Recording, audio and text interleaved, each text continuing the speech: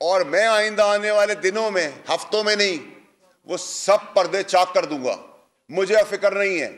मैं अपने घर वालों को, अपने बीवी बच्चे और अपने माँ बाप को बता के आया हूं कि अगर मुझे कुछ हो गया तो तोहफे में उनकी लाशें भी मिलेंगी। ये मेरा वादा है, ये मैं हल्फ में आपको कह रहा हूं और मैं आपको करके बताऊंगा मैं रहूं या ना रहूं।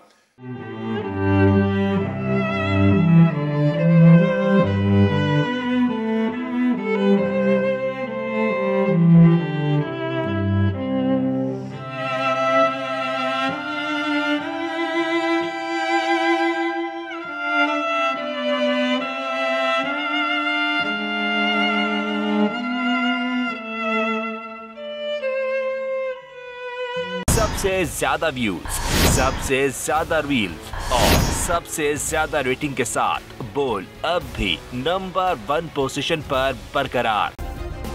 सब्सक्राइब करें और बेल दबाएं ताकि कोई खबर रह न जाए।